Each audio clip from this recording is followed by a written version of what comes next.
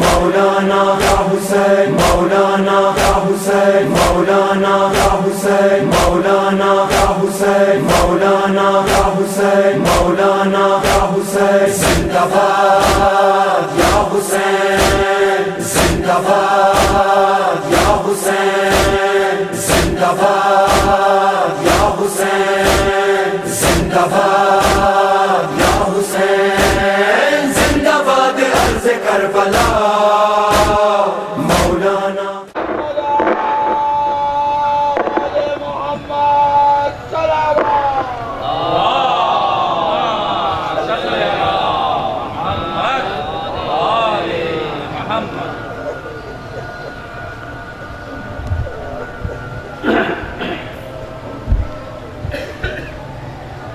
أعوذ بالله من الشيطان اللعين الرجيم بسم الله الرحمن الرحيم وبه نستعين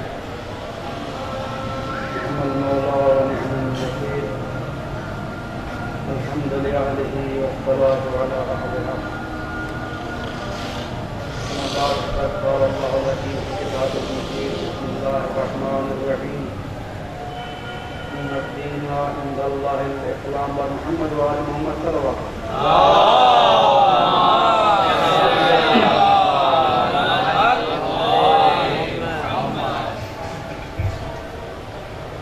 ارشاد رب العزت ہے ان الدین عند اللہ الاسلام، خدا کے نزدیک پسندیدہ دین دین اسلام ہے۔ ومن يبتغي غیر الاسلام دینا فلن يقبل منه وهو في الآخرة من الخاسرین۔ دین اسلام کے علاوہ کوئی بھی دوسرا دین لے کر میری بارگاہ میں حاضر ہوئے میں قبول نہیں کروں گا، اور ایسا آدمی آخرت میں خسارے والوں میں شمار ہو۔ عرض کر رہے تھے دین ایک ہے جس کو خدا نے قبول کرنا ہے، وہ ہے اسلام۔ دعوے داران دین سرور اعظم کی زبان میں 73 ہیں۔ ہر دعوے دار کا تقاضا اور اعلان یہ ہے اصل دین ہمارے پاس ہے۔ ہم نے یہاں تک عرض کیا کہ دین اصل جس کے پاس بھی ہو، دین کے کچھ تقاضے ہیں، ان تقاضوں کی گفتگو ہو رہی تھی۔ تقاضا اول یہ ہے تسلیم محض، جھک جانا، بغیر چون چرا کے جو قرآن نے کہا، جو فرمان مصطفیٰ ہے، جو فرمان مرتضیٰ ہے، اس کو قبول کرنا ہے۔ فرمان مرتضیٰ کو کیوں قبول کرنا ہے؟ فرمان مصطفیٰ تو سمجھ میں آتا ہے کہ نبی ہیں۔ فرمان مرتضیٰ اور اولاد مرتضیٰ کو اس لیے قبول کرنا ہے کہ قرآن نے کہہ دیا ہے کہ اولی الامر کی اطاعت واجب ہے۔ آتی اللہ و آتی الرسول اولی الامر منکم، خدا کی اطاعت کرو، رسول کی اطاعت کرو، اور اولی الامر کی اطاعت کرو۔ یہ تین شخصیات، تین ہستیوں کی اطاعت مطلقہ کہلاتی ہے، یعنی ایسی جیسی اطاعت خدا کی کرنی ہے ایسی ہی اطاعت رسول کی کرنی ہے، اور ایسی ہی اطاعت اولی الامر کی کرنی ہے۔ یعنی ان تینوں ہستیوں کی اطاعت میں آپ نے چون چرا نہیں کرنی۔ اس کا مطلب ہے اولی الامر۔ اگرچہ جھگڑا اولی الامر کے اندر ہے مسلمانوں کا، بعض مسلمان کہتے ہیں ہمارا وقت کا امام یہ ہے، اولی الامر یہ ہے، بعض کہتے ہیں کہ یہ ہے، اور پھر اولی الامر آگے تقسیم ہوتے چلے گئے۔ ہر ہستی کے بارے میں اختلاف ہوا، یہ امامنیت یہ ہے، یہ امامنیت یہ ہے، یہ امامنیت یہ ہے۔ اسی کی ہم گفتگو کر رہے تھے۔ ہم نے ایک دعویٰ کیا تھا کہ صحیح دین جو قرآن و اہل بیت رسول نے دیا ہے وہ دین ہے کہ جو علی مولا سے لے کر مہدی دوران تک جو حضرات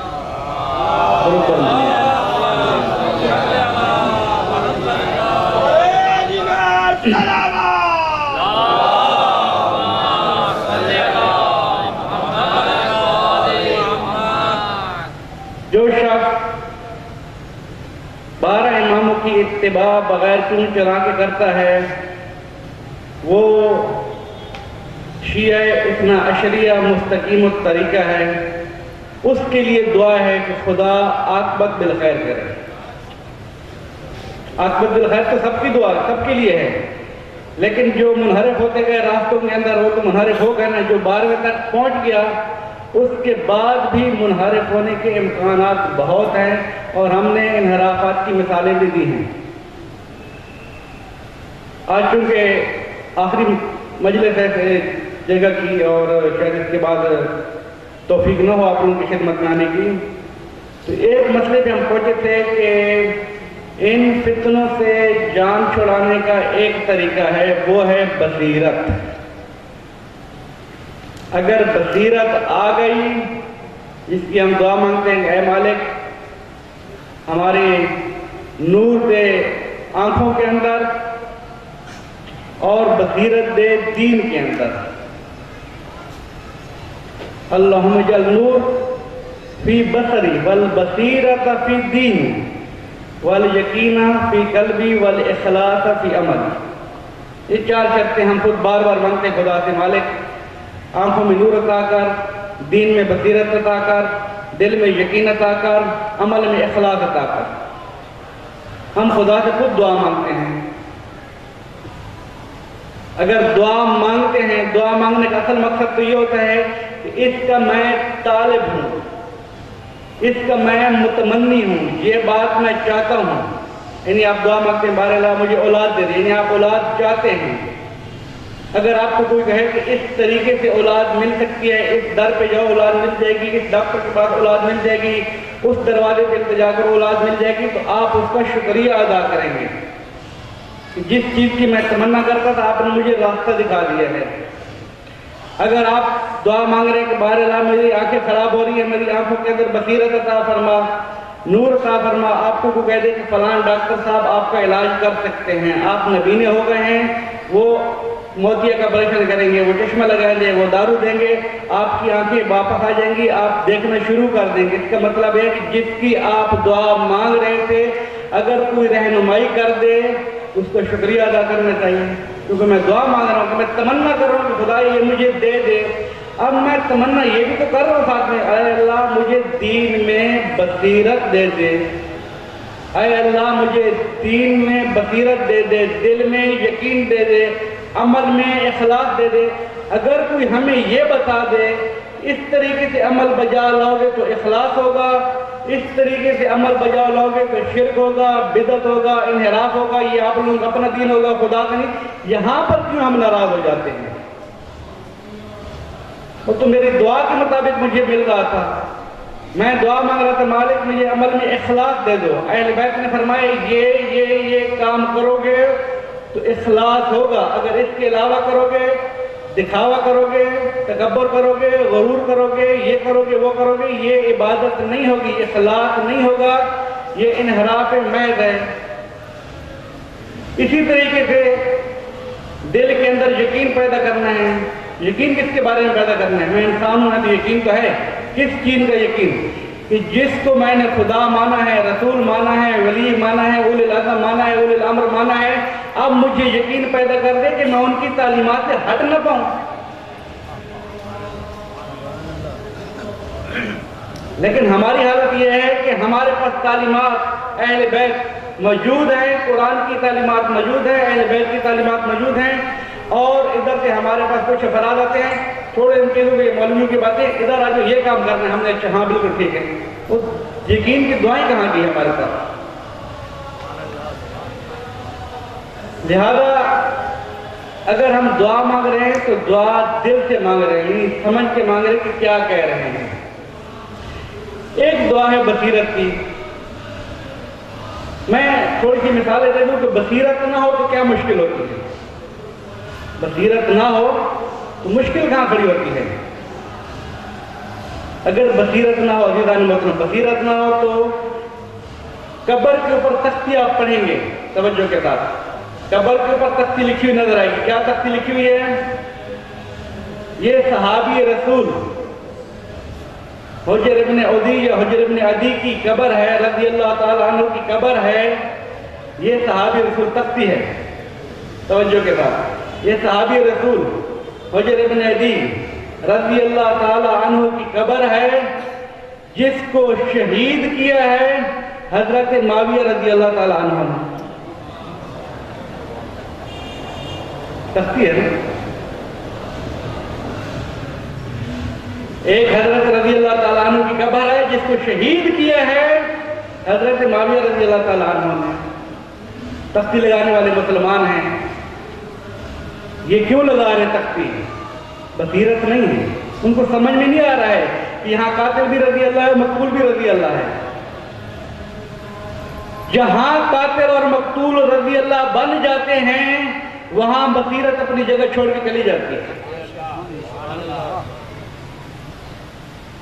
لیکن عزیزان محترم, وہ جو قاتل اور مقتول کو رضی اللہ بنا رہے ہیں وہ بالکل ہماری طرح ہیں, ہماری طرح انسان ہیں, ہماری طرح کھاتے پیتے ہیں, ہماری طرح پڑھتے ہیں مدرسوں کے اندر, ہماری طرح پڑھتے ہیں کالج یونیورسٹی کے اندر. وہ کوئی زمین سے نہیں نکلے, ہم کوئی زمان سے نہیں اترے ہیں. ان کو بھی زمانے کے افراد نے منحرف کیا ہے اور اپنا ایک علیحدہ الامر بنوا کے دے دیا ان لوگوں کو. ممکن ہے کہ اسی طریقے سے کچھ خناس ہماری صفوں میں بھی آ جائیں اور ہمیں بھی کہتے رہیں, ہمیں بھی یہ کہ کلمات دینا شروع کر دیں. یہ بھی حق ہے, وہ بھی حق ہے. اب اس کے اندر اگر ہم مثالیں لیں گے تو پھر میں بھی کوئی بھی آج میں ایک کتاب لے کر آیا ہوں آپ لوگوں کو سرکھانے کے لیے, لیکن میں کچھ بتاؤں گا کہ ہم پھر ایک جگہ پر کہاں منحرف ہیں. ایک اور پیچیدہ ترین مسئلہ ہمارے منطقے میں موجود ہے جس کا ثبوت میں تعلیمات اہل بیت سے دینا چاہتا ہوں کہ تعلیمات اہل بیت کیا کہہ رہی ہیں اور ہم اپنی مجالس میں, اپنے گھروں میں, اپنی رسومات میں کیا کر رہے ہیں. یعنی واضح طور پر میں کتاب ساتھ لے کر آیا ہوں, مولا کے فرمان دکھاؤں گا کہ مولا تو یہ کہہ رہے تھے, ہم ایسے کیوں کر رہے ہیں. مولا یہ بتا رہے ہیں, ہم ایسے کیوں تعلیمات سن بھی رہے ہیں, سنا بھی رہے ہیں, کیوں کر رہے ہیں. آیا مومنوں کو خوش کرنا ہے, بانیوں کو خوش کرنا ہے, یا پیچھے بیٹھے والے ڈور ہلانے والوں کو خوش کرنا ہے؟ کس کو خوش کر رہے ہیں؟ بصیرت شرط ہے. اگر بصیرت نہیں ہوگی انحراف یقینی ہے. ہم نے بصیرت کے بارے میں کل گفتگو کر لی. بصیرت ہوتی کیا ہے؟ بصیرت نام ہے دین فہمی کا, بصیرت نام ہے دین کو سمجھنے کا. بصیرت ہوگی, بصیرت شیطانی بھی آ سکتی ہے, علم کا نام بصیرت ہے. لیکن عزیزان محترم جو بصیرت دین کی ہے وہ بصیرت کیا ہے؟ علماء نے کہا بصیرت دین یہ ہے وقت پر اٹل فیصلہ کرنا. اگر وقت پر فیصلہ نہ کر پائے, ممکن ہے مخلص بھی ہوں, ممکن ہے تابعدار بھی ہوں, ممکن ہے شیعہ بھی ہوں, ممکن ہے سب کچھ, لیکن چونکہ بصیرت نہیں تھی اب جو کچھ بھی کر رہے ہیں کوئی فائدہ حاصل نہیں ہو رہا ہے. میں ایک زندہ مثال میں پھر آگے بڑھوں. سید الشہداء مسلم ابن عقیل کو اپنا نمائندہ بنا کے بھیجتے ہیں. کوفے والوں نے خط لکھے, لوگوں نے بیعت کی. حضرت مسلم کا ساتھ نہیں دیا گیا, واضح بات نہیں دیا گیا. کچھ مجبور تھے ساتھ نہ دینے پر, کچھ قید تھے ساتھ نہ دینے پر, اور واضح سی بات کچھ ڈرپوک تھے ساتھ نہ دینے پر, اور کچھ بہانہ بنا رہے تھے. یہ حضرت کو نمائندہ تو ہے ٹھیک ہے, لیکن امام نے تو ان کو نہیں کہا تھا نا خروج کرو. امام نے تو کہا تھا بیعت لے لو. اب انہوں نے خروج کر لیا ہے. اگر امام خود ہوتے تو ہم ساتھ دیتے. اب ان کا ہم ساتھ دے, پتہ نہیں امام راضی ہوں کہ راضی نہ ہو, لہذا فعلاً تو ہم ساتھ نہیں دیتے. یہ بصیرت تھی ان کی, اتنی سی بصیرت تھی بس. سید الشہداء کربلا میں آ گئے. سید الشہداء کربلا میں آ گئے. معلوم بھی, اطلاع بھی مل گئی سید الشہداء کربلا میں ہیں. اکثریت نہیں جا سکتی ہے, ہمیں معلوم ہے اکثریت کے لیے راستے بند ہیں, لیکن ایسا بھی نہیں ہے کہ کوئی نہیں جا سکتا. اگر حبیب ابن مظاہر جا سکتے ہیں تو دوسرے بھی جا سکتے ہیں. دوسروں کے بھی چھپے چھپے راستے موجود ہیں، لیکن بار وقت میں کسی کی توہین نہیں کر رہا ہوں، عنوان دے رہا ہوں کہ جو علماء نے ہمیں بتایا ہے کہ بار وقت دین میں بصیرت نہ ہونے کی وجہ سے نقصان کہاں پر ہوا ہے؟ توابین رضوان اللہ تعالی علیہم اجمعین شیعیان علی ہیں، 4000 کا لشکر ہے، واقعہ کربلا کے بعد اب ان کو ہوش آ رہا ہے ہمارے مولا کے ساتھ ان لوگوں نے کیا کر دیا۔ 4000 کا لشکر ہے، اب چونکہ وقت گزر گیا ہے، بر موقع انہوں نے لبیک نہیں کہی ہے، 4000 کا لشکر توبہ توابین کہتی اس لیے کہ ہم نے توبہ کرنے مالک اب ہم تیرے قدموں پر قربان ہونے کے لیے تیار ہیں۔ 4000 کا لشکر خروج کرتا ہے، شہید ہوتا ہے، مارا جاتا ہے، سارے ختم ہو جاتے ہیں چند افراد کے علاوہ، لیکن تاریخ نے داستان لکھی ہے، 72 کی داستان آج تک زندہ ہے، ان 4000 کی داستان زندہ نہیں سکتے، تاریخ کے اندر رہ گئے ہیں۔ وہ بھی تو شیعہ تھے، وہ بھی اہل بیت کے ماننے والے تھے، وہ بھی عشق حسین میں قتل ہو رہے تھے۔ کیا فرق ہے ان 72 کی شہادت کے اندر اور ان 4000 کی شہادت کے اندر؟ وہ بھی یزیدیت کے خلاف قیام کر رہے ہیں، یہ بھی یزیدیت کے خلاف قیام کر رہے ہیں۔ وہ 72 شہید ہو رہے ہیں، یہاں پر 4000 شہید ہو رہے ہیں۔ وہ بھی علی کے ماننے والے ہیں، یہ بھی علی کے ماننے والے ہیں۔ ان کی داستان 72 کی داستان نہ فقط شیعوں کے لیے بلکہ کل انسانیت کے لیے نمونہ حریت بنتی ہے، اور توابین کی داستان کتابوں میں ثبت ہو جاتی ہے۔ بس فرق کیا ہے عزیزان محترم؟ فرق فقط بصیرت کا ہے۔ بصیرت کے بارے میں جو الفاظ کہے گئے ہیں کہ بصیرت فی دینی، میرے دین کے اندر مجھے بصیرت عطا فرما۔ کیا بصیرت کیا ہوتی ہے دین کے اندر؟ بار وقت اٹل فیصلہ کرنا۔ اگر بار وقت اٹل فیصلہ نہ ہوا، بار وقت لمحے کی کھیل ہوتی ہے، لمحے کے اندر تقدیر بدلنی ہوتی ہے۔ اگر وہ لمحہ گزر گیا پھر پچھتاوا ہی پچھتاوا ہے۔ کربلا کے میدان میں لمحے میں حر نے فیصلہ کر لیا تھا، اگر کربلا کا وہ دن گزر جاتا جس کی آج ہم زیارت کرنے جاتے ہیں، شاید ہمیشہ کے لیے اس کے اوپر لانتے کرتے رہتے ہیں۔ کیوں؟ اس لیے کہ بصیرت کا بر وقت استعمال کر لیا اس نے۔ اگر بصیرت کا بر وقت استعمال نہ کرتا، اور جس طرح ناری تھا ناری ہی رہتا، اور کو ناری سے نوری بنا دینے والی چیز وہ بصیرت تھی کہ جس نے قدم حسین پہ جھکا دیا اس کو۔ محمد آل محمد صلوات۔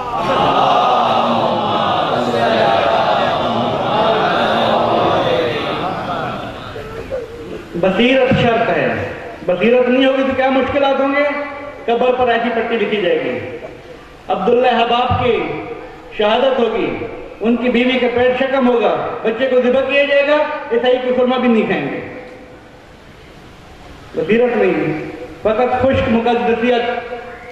مقدس اسلام کو نہیں چاہیے، مقدس نما نہیں چاہیے، مقدس بابصیرت چاہیے۔ نماز گزار نہیں چاہیے، نماز گزار باعلم بمعرفت چاہیے۔ عزادار فقط ماتم دار نہیں چاہیے، حسینیت کو سمجھ کے ماتم کرنے والے چاہیے کہ میں سینے کے اوپر کیوں پٹ رہا ہوں حسین کو، فقط حسین کی شاد تھی کہ میرا سینہ زخمی ہو جائے بس، یہ میں علم عباس کیوں اٹھا رہا ہوں۔ 1400 سال سے پوری انسانیت جب ایام عزا آتے ہیں تو کیوں ان کے گھروں میں سب سے عذاب بچ جاتی ہے؟ وجہ کیا ہے؟ اس کو سمجھنا ہے ہم نے۔ کوئی شک نہیں ہے کہ شہادت حسین ایک راز ہے، کوئی شک نہیں ہے اس کے اندر، سر الہی ہے، سر الہی ہے شہادت حسین، لیکن درس بھی ہے۔ شہادت حسین کے بارے میں یہ کہنا کہ یہ درس نہیں ہے، یہ فقط راز ہے، تاریخ میں رکھا جائے، اس کو کچھ نہ پیش کیا جائے، شاید دشمن کی سازش ہو، شاید دشمن کی سازش ہو، اس کی طرف ہم نے توجہ رکھنی ہے۔ لیکن میں نے پہلے دن عرض کر دیا، کوئی آدمی حسین کو سمجھنا چاہتا ہے، یہ اس کی بھول ہے۔ کل مجھے ایک صاحب نے اخبار دی تھی، نواب وقت میں آیا تھا، کسی بزرگ نے مقالہ لکھا تھا اپنے جو ہوتے ہیں بی بی صدیقہ طاہرہ کے بارے میں، مادر حسنین کے نام سے، شیعہ سے لکھنے والے، نواب وقت میں آیا پورے پیج کے اوپر علامہ اقبال کی جو مدح ہے، قصیدہ ہے بی بی صدیقہ سلام اللہ علیہ کی شان کے اندر، اس قصیدے کی تشریح تھی۔ اس کے اندر ایک جملہ ہے جو اس نے لکھا ہے، حقیر کا اس سے کوئی اتفاق نہیں ہے۔ اس نے جملہ یہ لکھا ہے، ہمارے شیعہ عالم ہیں، نواب وقت میں چھپا ہے، لیکن میں اس سے اتفاق نہیں کرتا ہوں، نام بھی نہیں لے رہا ہوں، نواب وقت کی بات پڑھ لیجئے گا۔ اس نے لکھا ہے کہ فاطمہ کو سمجھنے کے لیے اقبال جیسی فکر کی ضرورت ہے۔ غلط، یہ فاطمہ کی عظمت نہیں ہے، کاملاً فاطمہ کی توہین ہے۔ اگر اقبال جیسی شخصیت فاطمہ کو سمجھے تو پھر فاطمہ کا مقام ہی کیا رہا؟ سرور اعظم تو یہ کہہ رہے ہیں اگر خداوند قدوس علی کو خلق نہ کرتا تو پوری کائنات میں آدم سے لے کر قیامت تک فاطمہ کو کف نہیں تھا۔ اقبال کی کیا جرأت کہ فاطمہ کو سمجھ جائے؟ ہم سمجھ رہے ہیں کہ مدح کر رہے ہیں، تعریف کر رہے ہیں۔ اقبال بہت بڑا عالم ہے، اقبال علامہ ہے، فہامہ ہے، جتنے اس کو کہیں کہ ڈاکٹر ہے اس سے بڑا ڈاکٹر ہے، سب کچھ ہے، شاعر مشرق ہے، شاعر انقلاب ہے۔ ہماری فکریں شاید علامہ کی اقبال تک فکروں تک نہ پہنچ سکے، لیکن یہ کہنا کہ فاطمہ کی عظمت کو سمجھنا ہو تو علامہ اقبال کی فکر سے یہ غلط محض ہے۔ علامہ اقبال کی کوئی جرأت نہیں ہے کہ وہ فاطمہ کی عظمت کو سمجھ سکے، نہیں سمجھ سکتے فاطمہ کی عظمت کو علامہ اقبال۔ یہ عشق میں تعریف کر جاتے ہیں جبکہ حقیقت میں وہ توہین کر رہے ہوتے ہیں۔ بے عین ہی یہی حالت ہماری منبر کے ساتھ ہے۔ میں مثال دے کے آگے بڑھ رہا ہوں۔ ہم سمجھ رہے ہیں کہ ہم اہل بیت کی تعریف کر رہے ہیں، جبکہ اہل بیت کی تعریف کے ساتھ ساتھ انبیاء کی توہین کر رہے ہوتے ہیں۔ آپ اہل بیت کو بڑھاؤ جتنا بڑھا سکتے ہو، خدائی حدوں تک لے کے نہیں جانا ہے، لیکن انبیاء کی توہین کر کے کیوں بڑھا رہے ہو؟ اہل بیت کی تعریف کرنا ایک علیحدہ چیز ہے، انبیاء کی توہین کر کے جے جانا یہ دلالت ہے، گمراہی ہے، انحراف ہے۔ لیکن ہم نہیں سمجھ پا رہے ہیں ہم کر کیا رہے ہیں۔ یہ ہمارے منبر سے ہو رہا ہے۔ مثال کے طور پر کیا ذاکرین پڑھتے ہیں، جب ولید نے امام حسین کو بلایا، تاریخی حقیقت ہے، حضرت جب مروان نے کہا تھا کہ حسین کو یہی شہید کر دو، حضرت کی صدا بلند ہوئی۔ جملے ہیں جو ذاکرین میں پڑھتے ہیں پورے پنجاب کے اندر، حقیر نے سنے، پورے پنجاب کے اندر یہ جملے موجود ہوتے ہیں۔ تو پڑھا کیا جاتا ہے، حضرت کی جلالت کے انداز میں پڑھا کیا جاتا ہے، دروازہ توڑا، اندر آئے اور امامت کو دھکا دے کے آگے لے کے چلے گئے۔ امام نے کہا آگے نہیں بڑھنے، آپ عباس کی، ابو الفضل کی، شیر علی کی جرأت بتا رہے ہیں یا امامت کی توہین کرا رہے ہیں؟ وہ نہیں پڑھا کہ میرے سامنے کھڑا کون ہے؟ حضرت ابو الفضل کے اندر یہ معاذ اللہ ثم معاذ اللہ، کچھ پتہ نہیں کہ میں کس کو دھکا دے رہا ہوں۔ میرے سامنے حسین بھی آگے تو میں رکاوٹ توڑ کے آگے بڑھوں گا۔ ہم مولا تو فرما رہے تھے کہ نافذ البصیرت ہے اور ہم امام کو دھکے دلوا رہے ہیں، ہٹ کر میرے سامنے سے، یہ کون سی جرأت ہے؟ توہین عباس بھی ہے، توہین امامت بھی ہے، اور حضرت ابو الفضل عباس کی معرفت کا انکار بھی ہے، لیکن ہم نعرے لگا رہے ہوتے ہیں۔ کیوں لگا رہے ہوتے ہیں؟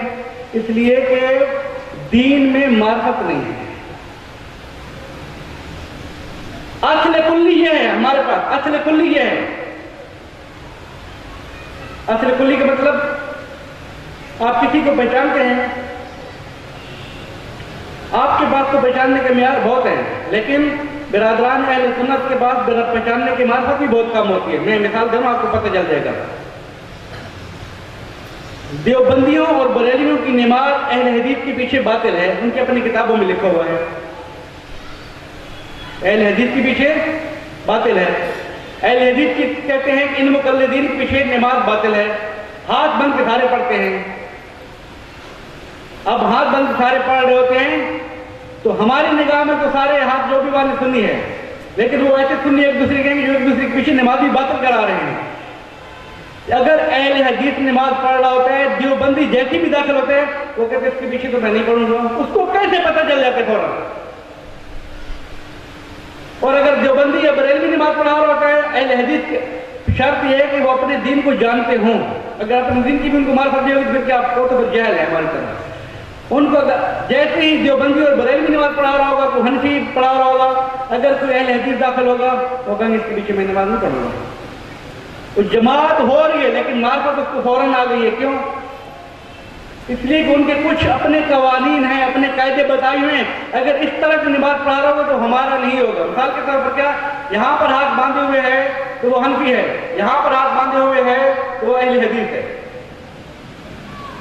وہ ہمارے نگاہ میں سمجھ میں ہمارے لیے سارے سنی ہے، لیکن وہ ایک دوسرے کے پیچھے نماز نہیں پڑھتے.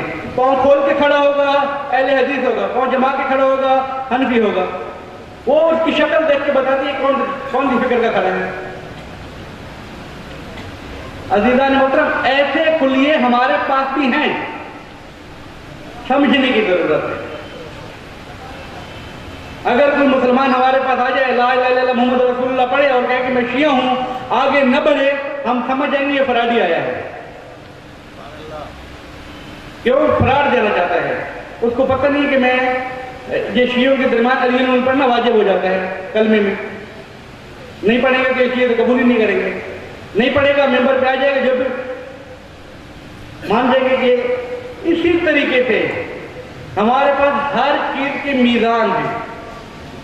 میزان اگر ہمیں سمجھ میں آ گئے تو ہمیں پتہ چل جائے گا. عزیزان محترم، بصیرت شرط ہے. اس میزان کو اگر ہم کنٹرول کر گئے، ہم سمجھ میں آ جائیں گے کہ ممبر پہ آنے والا فرد آیا قوم کی خوشنودی چاہتا ہے، بانیوں کی خوشنودی چاہتا ہے، اپنے آپ کو پاپولر کرنا چاہتا ہے، یا اس کے پیچھے ڈوری ہل رہی ہے. اگر یہ معیار سمجھ میں آ گئے تو تب ہمیں ممبر سمجھ جائے گا، ورنہ سمجھ میں آنے والی کوئی چیز نہیں ہے. محمد صلوات.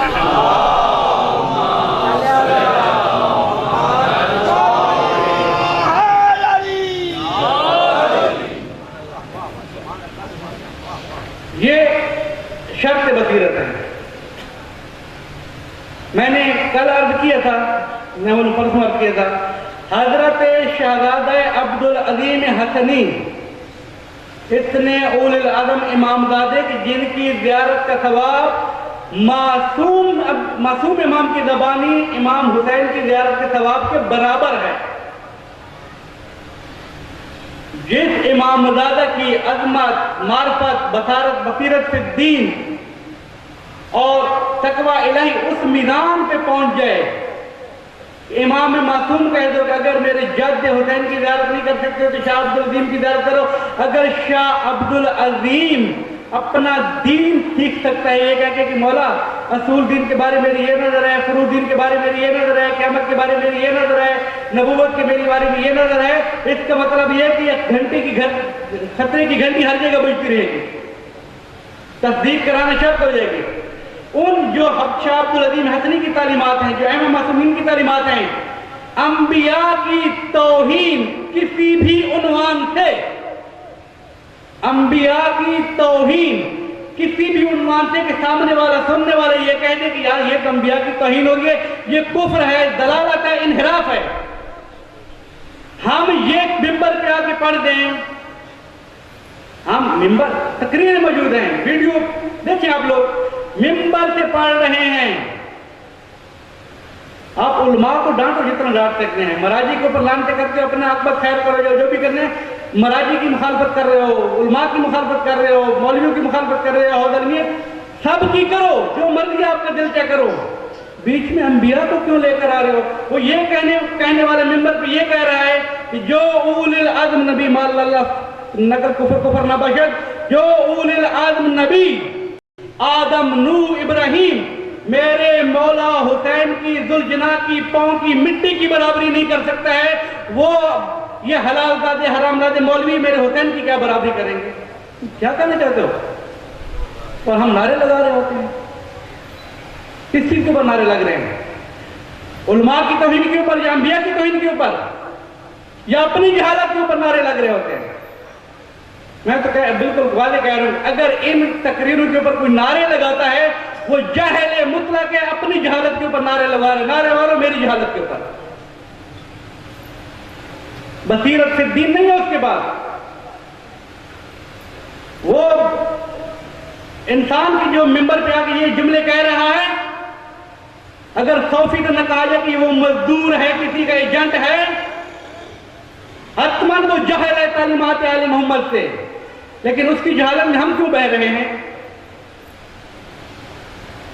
इस वजह से, इसलिए कि दीन में बसीरत नहीं, फकत हम दुआ मांगते हैं, ऐ अल्लाह हमें दीन में बसीरत अता फरमा। कैसे अता फरमा? हमने बसीरत हासिल करने की कोशिश क्या की है? जब कहते हैं कि आंखों में नूर अता फरमा, तो कोशिश करते हैं, डॉक्टर ढूंढते हैं, मेडिकल जाते हैं, दवाएं डालते हैं, ऑपरेशन करवाते हैं। जब औलाद की दुआ मांग रहे होते हैं तो मरीजों के पता कर लेते हैं, मरीज औलाद नहीं होती तो तलाश कर रहे होते डॉक्टर के पास भी, कैसे मैं अपनी औलाद पैदा कर सकता हूँ, क्या दवा इस्तेमाल हो तो मेरी औलाद होगी नहीं होगी, फला फला जो भी आप चाहते हैं दुआएं। लेकिन ऐ अल्लाह मेरे दीन में मुझे बसीरत अता फरमा, मुझे बसीर कर दे, दीन शराब कर दे, दीन फाम कर दे। इस दीन फामी की दुआ मांगते हैं, कोशिश क्या करते हैं? अगर कोशिश नहीं करते हैं अज़ीज़ान मोहतरम, तो समझ लें अमीर अल मोमिनीन को नाज़िल बुलागा का जुमला फिर हमारे लिए होगा कि मेरे कुछ शिया ऐसे भी हैं कि जो जमाने की हवा के साथ बहते रहते हैं। इधर की हवा उधर ले जाएगी, उधर की हवा, जो गंदगी के ऊपर जो परिंदे घूम रहे होते हैं, गंदे परिंदे, गंदगी की ढेर के ऊपर हवा का झोंका आता है, मक्खियों का ढेर बैठा है, और हवा का झोंका उधर ले गया, फिर मक्खियों का ढेर हवा के झोंके इधर चली गई। अमीर अल मोमिनीन नाज़िल बुलागा फरमाते हैं ऐसे शिया कि जो दीन में बसीरत रखने वाले नहीं हैं, जो ये काम नहीं कर सकते हैं, ऐसे अवाम जोहला इन मक्खियों जिंदगी के ढेर हैं, मक्खियां हैं। लेकिन मुश्किल यह है कि अमली तौर पर हम उन मक्खियों से भी बदतर हैं, और दिखाने के तौर पर मराजी के ऊपर भी हमारा फतवा जारी हो जाता है। अज़ीज़ान मोहतरम, मैं वक्त नहीं है मेरे पास, क्योंकि आज आखिरी है, मैंने बहुत सारी बातें आज करनी है आप लोगों के सामने। किताब आज साथ लेकर आया हूँ। एक अहम तरीन मसले को मुझे आज छेड़ना है कि वो मसला हमारे मिंबरों पे बहुत अरूज पे आ गया है। ऐसे बयान किए जाए तो बहुत खतरनाक है, तो मैं फिर हवाले के तौर पे लेकर आया हूँ। लेकिन एक चीज बता दूं, आज मैंने हर दफा वादा किया था कि बारे सगीर के बारे में कुछ बताऊंगा। एक चीज आखिरी बार, मौके की तलाश में होते हैं अफराद बाबसीरत। मैंने याद किया है, मौके के ऊपर अटल फैसला करना यह बसीर इंसान की सिफत है। अब एक वाकया आपको बता रहा हूं कि मौके के ऊपर कैसे फैसला किया। बड़े सगीर की एक शख्सियत है जिनका नाम है सैयद दिलदार अली गुफरान मुआब। उनके खानदान को कहा जाता है खानदान इज्तिहाद। लखनऊ का खानदान है। अगर कोई मुखालिफिन बैठे हैं तो मैं उनके खानदान के हवाले से बात नहीं करना चाहता हूँ। उनके मुखालिफिन भी हैं, मुवाफिकीन भी हैं। मुश्किलात वजह है उनकी खानदानी की क्या मुश्किलात है, टकराव जो होते हैं दांतों के अंदर, वो मेरी बहस नहीं है। मैं सैयद दिलदार की बात कर रहा हूँ। सैयद दिलदार का कोई मुखालिफ नहीं है। सैयद दिलदार अली गुफरान मुआब रिज़वानुल्लाह ताला अलैह 1166 हिजरी में मुतवल्लिद होते हैं सरजमीन जायद, हिंदुस्तान की इलाके में अंदर जायद जैसी हैं। इनके अबा अजदाद 500 हिजरी में हिंदुस्तान में आए थे।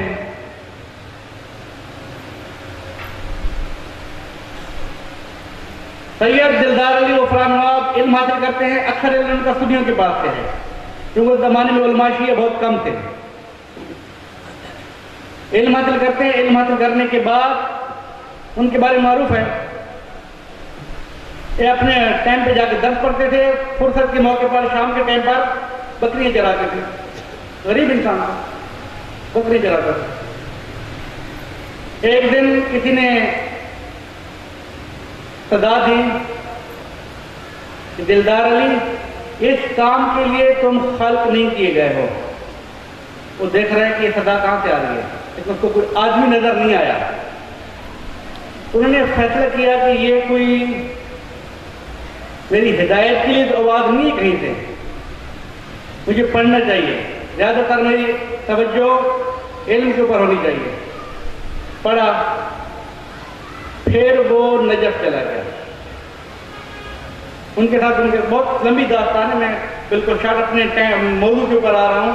یہ جو آج آپ عزاداری کر رہے ہیں, اس عزاداری کے پیچھے اصل ہاتھ کس کا ہے؟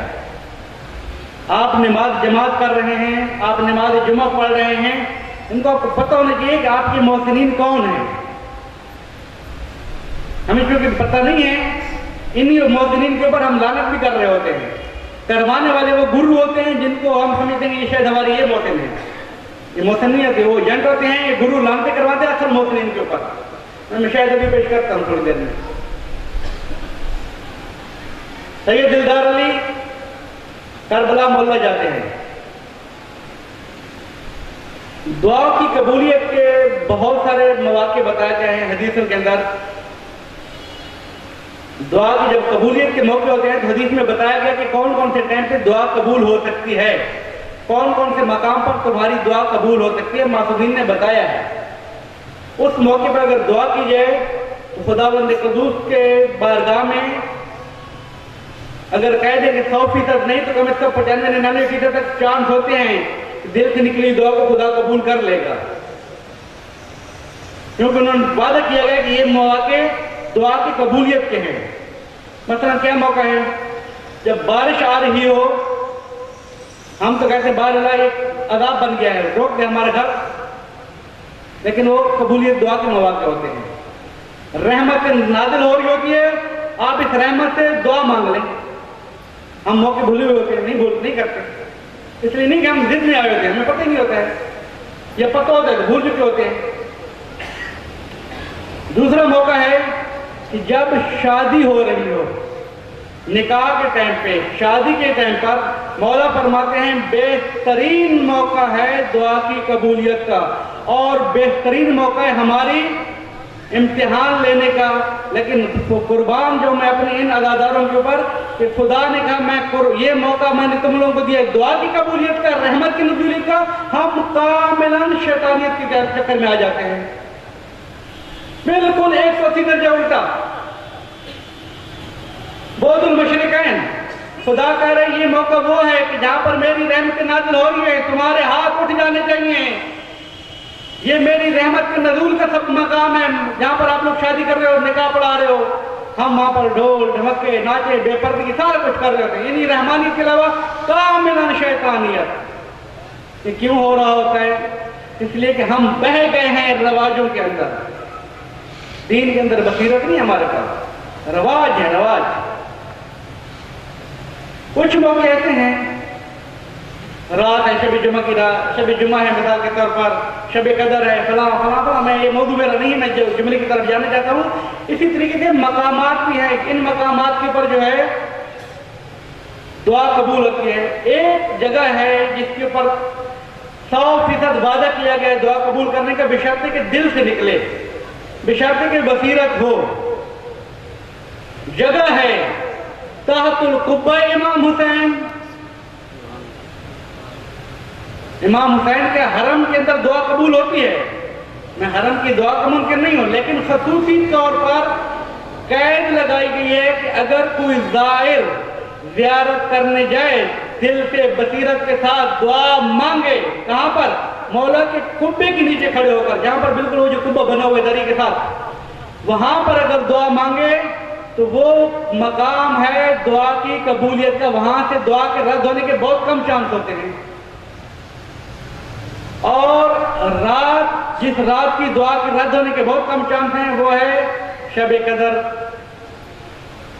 آغا دلدار علی وہ فنان معاف فرماتے ہیں کہ جب میں کربلا پہنچا خداوند قدوس نے مجھے 2 نعمتیں اکٹھی دے دی. کیا نعمت؟ کہ شب قدر ہے اور تحت القبہ کھڑا ہوں. رات بھی قبولیت کی، مکان بھی قبولیت کا. سید دلدار علی فرماتے ہیں کہ میرے ساتھ ایک میرا رشتہ دار بھی تھا. ساری رات ہم جاگے وہاں پر، ساری رات عبادت کی. خدا موقع بھی دیتا ہے اور کچھ نہ کچھ نشانی بھی دکھا دیتا ہے.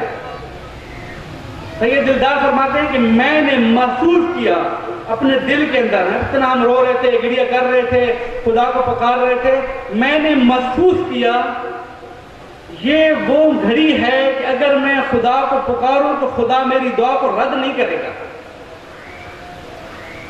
اگر میں خدا کو پکاروں تو خدا میری دعا کو رد نہیں کرے گا. میں نے فوراً اپنے رشتہ دار سے کہا اٹھو، یہاں سے عبادت مسلے پہ چھوڑو، چلتے ہیں تحت القبہ.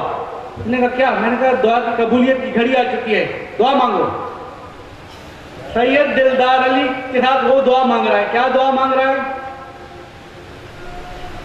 سید دلدار کہہ رہے ہیں ایک ہی دعا کو رٹے چلے جا رہے ہیں، ایک ہی دعا کے اوپر رٹ لگائے چلے جا رہے ہیں. بار الہ سید الشہداء کی عظمت کے صدقے، سید الشہداء کی قربانیت کے صدقے تحت القبہ کھڑا ہوں. تیرا وعدہ ہے، شب قدر ہے، میری اولاد میں علم دین کو باقی رکھ، میری اولاد میں علم دین کو باقی رکھ. میری اولاد میں گڑ گڑا رہے ہیں، رو رہے ہیں، دعا علم کے علاوہ کوئی دوسری نہیں مانگ رہے ہیں. ان کا جو رشتہ دار تھا وہ دعا مانگ رہے ہیں. بار الہ موقع ہے قبولیت دعا کا، مجھے وہ مربع زمین بھی مل جائے، وہ مجھے پلاٹ بھی مل جائے، وہ زمین بھی مل جائے، وہ ایکڑ زمین بھی مل جائے، وہ بھی میرے پاس آ جائے، وہ بھی میرے پاس آ جائے. سید دلدار نے اس کو ڈانٹا، خدا نے تمہیں موقع دیا ہے دعا کی قبولیت کا، یہ کیا بکواس کر رہے ہو، کیسے تم دعا مانگ رہے ہو؟ وہ ناراض بھی ہو گیا سید دلدار کے اوپر. تم مولویوں کو زمینوں کے مزوں کا کیا پتہ؟ زمینیں ہوتی ہیں تو کیا مزے ہوتے ہیں. دونوں نے دعا مانگ لی. ممکن ہے دونوں کی دعا قبول ہو گئی ہو، اس کی زمین والوں کی قبول ہو گئی ہو، اس کو مل گئی ہو، لیکن تاریخ نے فقط یہ داستان اس کے خاتے میں ڈال دی ہے. سید دلدار نے دعا مانگی، خداوند قدوس نے اس کو بیٹے عطا کیے. توجہ کیجیے گا، مناسبت آ گئی ہے ابھی. پہلے بیٹے کا نام ہے محمد، دوسرے بیٹے کا نام ہے حسن، تیسرے بیٹے کا نام ہے کیا؟ محمد علی حسن، محمد علی حسن. چوتھے بیٹے کا نام ہے کیا ہونا چاہیے؟ چوتھے بیٹے کا نام ہے مہدی. محمد علی حسن مہدی. ایک دن سید دلدار علی خواب میں مولا امام حسین کو دیکھتے ہیں. سید دلدار سے مولا امام شکوہ کرتے ہیں، سید دلدار علی جی مولا آپ نے ترتیب کیوں خراب کی ہے؟ مولا کیا ترتیب؟ اولاد کے ناموں کی ترتیب کیوں خراب کی ہے؟ محمد علی حسن مہدی.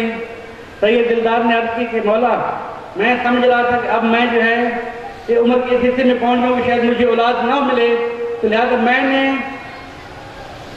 محمد سے لے کر مہدی تک سب کے ناموں کو اس طرح کنٹرول کر لیا. ورنہ شوخی مذاق کے طور پر ورنہ وہ تو کہہ سکتے تھے کہ ہمارے بچے لے ہم سارے مہدی تک پوری تسلط کے ساتھ بھی پہنچا سکتے تھے، لیکن ہمت نہیں ہے، وقت نہیں ہے، عمر کا تقاضا نہیں ہے. امام نے فرمایا ایسی نہیں ہے، ایسی بات نہیں جو آپ نے سوچا ہے. خدا بندے قدوس تمہیں ایک فرزند دے گا، اس کا نام میرے نام پہ رکھنا ہے. سید دلدار کا 5واں بیٹا جس کا نام ہے حسین. سید دلدار کا 5واں بیٹا ہے جس کا نام ہے حسین. حضرت ابوالفضل العباس کی روزے کی 4 دیواری حسین نے بنوائی. مسلم ابن عقیل کا روزہ حسین نے بنوایا. مختار کا روزہ حسین نے بنوایا. نہر ہندیہ کربلا سے لے کر نجف تک اس زمانے میں 15,000 روپے خرچ کر کے حسین نے بنوائی. حوزہ علمیہ نجف کو حسین نے چلایا. حسین کی بڑی خدمات ہیں 5ویں بیٹے کی. آل محمد صلوات.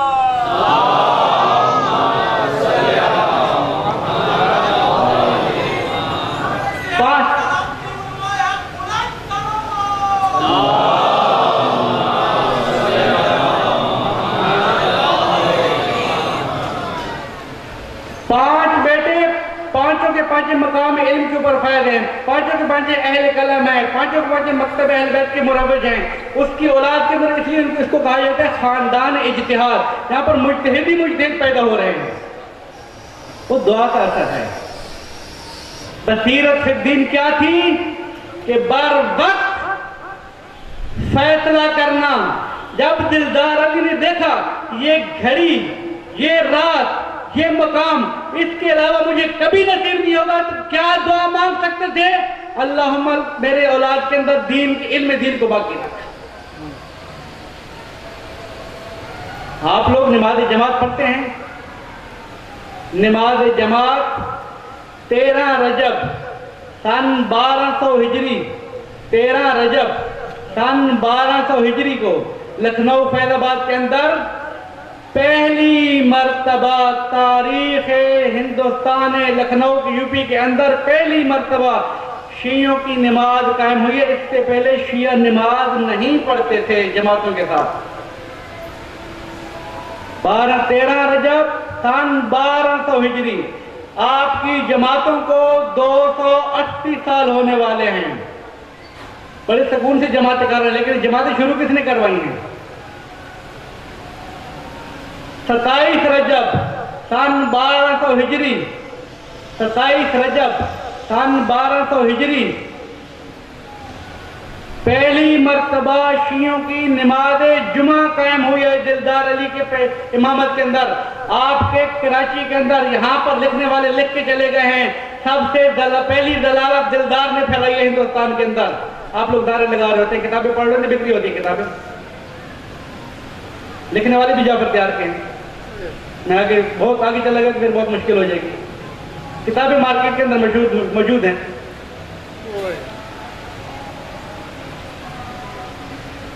عزیزان محترم، سید دلدار علی جب نجف سے آتا ہے 1200 ہجری میں واپس آتا ہے، دیکھتا ہے کہ ہندوستان کے اندر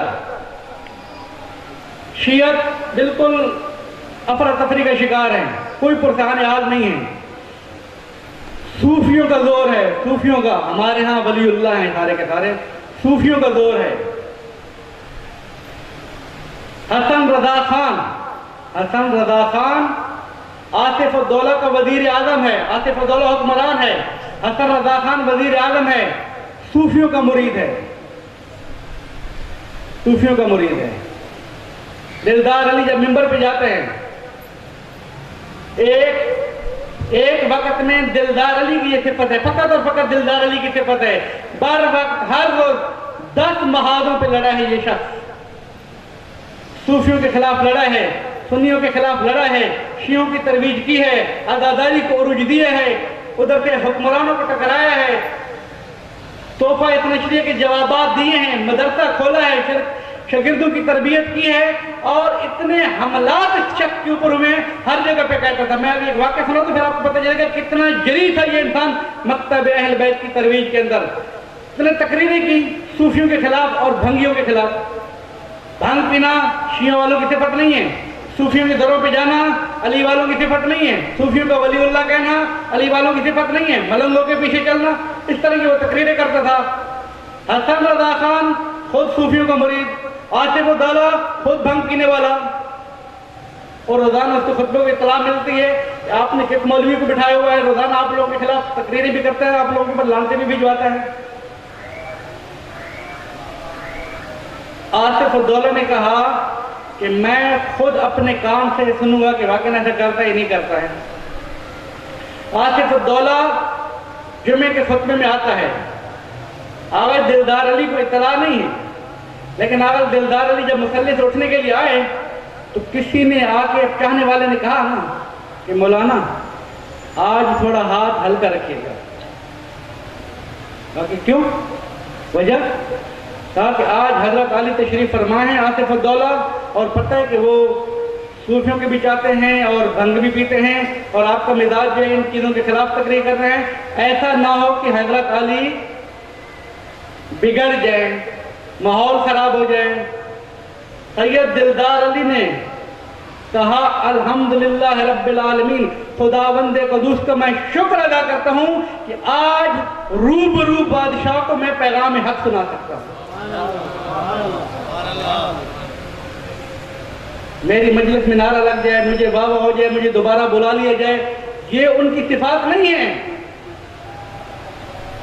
دلدار علی کھڑے ہو گئے، بسم اللہ الرحمن الرحیم، خطبہ پڑھا، شروع کیا، اور وہی تعلیمات۔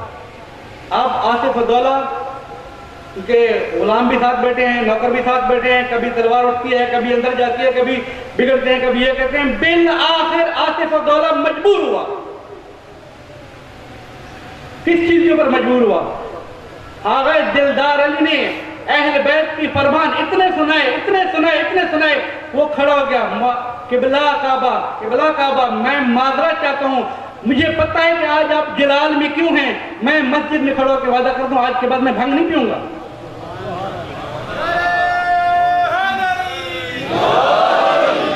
نہیں کروں گا یہ کام۔ پھر حسن رضا خان کو موقع ملا۔ حسن رضا خان نے کہا کہ ہم نے آپ کو مسجد بنا کے دی، ہم آپ کو پیسے دیتے ہیں، ہم آپ کو مدرسہ چلواتے ہیں، یہ کرتے ہیں، وہ کرتے ہیں، آپ منبر پہ جا کے ہمارے اوپر لعنتیں بھی کرتے ہیں۔ آغا دلدار علی نے فرمایا میں نے آج تک کسی شخص کے اوپر بھی نام لے کے لعنت نہیں کی ہے، میں کہتا ہوں صوفیوں کی ترویج کرنا، صوفیوں کے پیچھے چلنا، صوفیوں کو ولی اللہ سمجھنا، ان ملنگوں کو اپنا خدا کا نمائندہ اور اماموں کو نمائندہ سمجھنا کہ یہی سب کچھ دینے والے ہیں، یہی سب کچھ عطا کرنے والے ہیں، کوئی گلے میں کنٹھا پہن کے یہ ہمارا ولی اللہ بن جاتا ہے۔ میں کہتا ہوں یہ لوگ دشمن خدا ہیں، دشمن اہل بیت ہیں، ان لوگوں کے اوپر بھی لعنت کرو، ان کے پیروان کے اوپر بھی لعنت کرو، اگر تم ان کے پیرو ہو تمہارے اوپر لعنت، اگر نہیں ہو تو پھر تم نہیں ہو۔ رضا خان بھی سمجھ گیا کہ اس علی کے بیٹے کو کچھ نہیں کہا جا سکتا۔ 1200 ہجری ہے، 1200 ہجری، سید دلدار علی جمعہ پڑھانے کے لیے تیاری کر رہے ہیں، لیکن عزیزان محترم جملہ سنیے کہ جو جس جملے کی طرف اتنی رحمت کر رہا تھا وہ کیا جملہ تھا؟ سید دلدار علی جمعے سے پہلے علماء کے ساتھ بھی میٹنگ کر رہے ہیں، بادشاہوں کے ساتھ بھی میٹنگ کر رہے ہیں، وزیروں کے ساتھ بھی میٹنگیں کر رہے ہیں۔ میٹنگیں کیا ہو رہی ہیں؟ سید دلدار کہتے ہیں کہ جمعہ ہونا چاہیے، سارے شیعہ کہتے ہیں کہ بھلا یہ کام نہ کریں آپ، کیوں نہ کریں؟ اس لیے کہ اگر ہم نے جمعہ پڑھ لیا، دیکھیں کہ ہم کہاں پہنچے ہوئے تھے اس زمانے میں، اگر ہم نے جمعہ پڑھ لیا تو سارے اہل سنت کہیں گے شیعہ آج کے بعد سنی ہو گئے کہ جمعہ پڑھ رہے ہیں،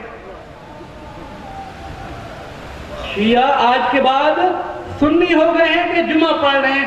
جمعہ پڑھنا تو اہل سنت کی صفت ہے، یہ شیعہ کہاں سے جمعہ پڑھنے والے آ گئے؟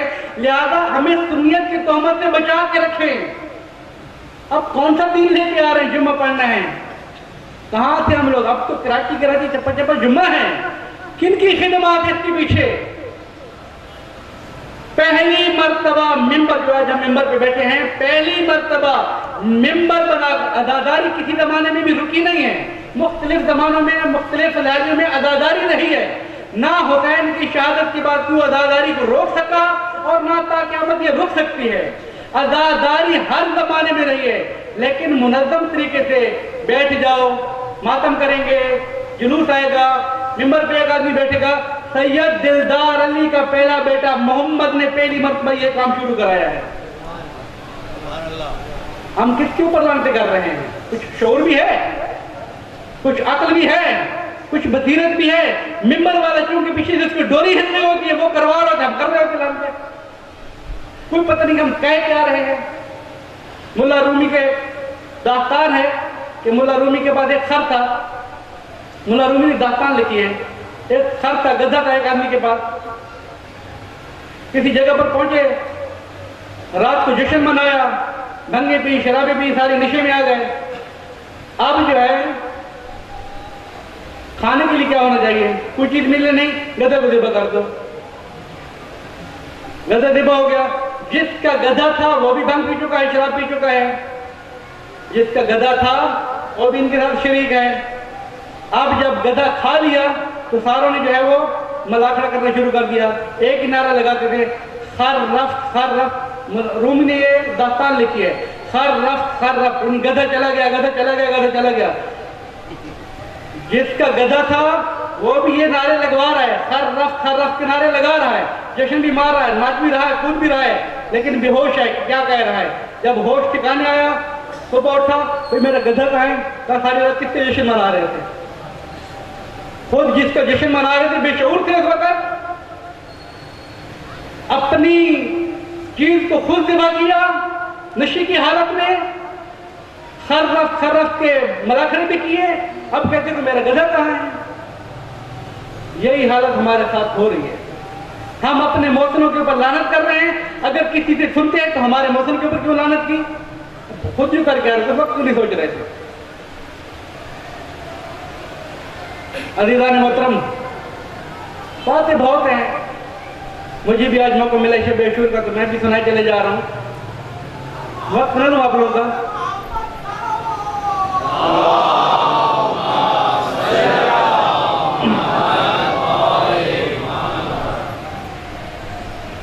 جملہ میں یہ کہہ رہا ہوں کہ سن 1200 ہجری میں پہلی مرتبہ نماز جمعہ قائم ہوئی ہے، نماز قائم ہوئی ہے 1200 ہجری کے اندر۔ شیعت کا نام نشان کھلو وہ نہیں ہے، لیکن سن 1204 ہجری میں، عزیزان محترم توجہ رکھیے گا جس کی طرف میں آپ لوگوں کو بار بار متوجہ کرانا چاہتا ہوں، سن 1204 ہجری میں 4 سال کے بعد شاہ عبدالعزیز محدث دہلوی تحفہ اتنا عشریہ، جس کو میں پہلی مجلس میں ذکر کر چکا ہوں، میں تفصیلات نہیں بتاؤں گا، تحفہ اتنا عشریہ لکھ رہا ہے، اور مقدمے کے اندر پہلے صفحے کے اوپر تحفہ اتنا عشریہ کے پہلے صفحے کے اوپر یہ الفاظ موجود ہیں۔ کیا الفاظ موجود ہیں؟ کہ میں تحفہ اتنا عشریہ اس لیے لکھ رہا ہوں، اس وقت ہندوستان کا کوئی گھر ایسا نہیں ہے یا وہ شیعہ نہ ہو چکا ہو یا شیعت کی فکر وہاں نہ پہنچ چکی ہو۔ اس 4 سال کے اندر انقلاب لے کے کون آیا ہے؟ 4 سال کے اندر عزاداری کروا کس نے دی ہے؟ 4 سال کے اندر حسین کروا کس نے دیا ہے؟ 4 سال کے اندر جگہ جگہ نماز جمعہ کس نے قائم کرا دیا ہے؟ جس نے کروا دی تھی وہ آج ہماری محفلوں میں مطعون ہو رہے ہیں، انہی کے اوپر ہم تبرہ کرتے ہیں، انہی کی ہم مخالفت کرتے ہیں، اور مفتی کون ہوتے ہیں؟ یہ جاہل محسنوں کو بھول چکے ہیں ہم اپنوں کو۔ ایک داستان مفصل انہی مشکلات میں سے ایک مشکل ترین مطلب جس کی طرف میں ابھی آ رہا ہوں بغیر کسی مقدمے کے، یہ کتاب میرے پاس ہے، ایک مسئلہ ہے جس کو میں مقدمہ بھی نہیں بناتا ہوں، چھیڑ بھی رہا ہوں۔ آپ کے در و دیوار کے اوپر 13 رجب، 15 شعبان، 3 شعبان، 5 شعبان، یہ جو ایام آتے ہیں پوسٹر بازی ہو جاتی ہے، نزول فلاں امام علیہ السلام، ظہور فلاں امام علیہ السلام، نزول امیر المومنین، ظہور امام علیہ السلام، پوسٹر بازی ہوتی ہے نا ظہور اور نزول کی۔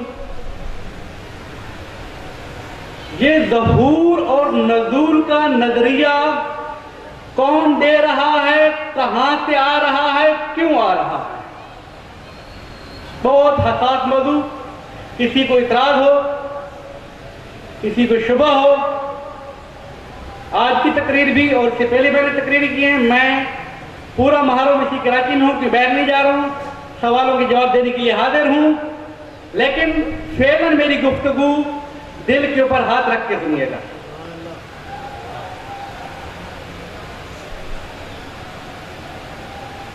امام مہدی علیہ السلام کے بارے میں ہم کیا نظر رکھتے ہیں؟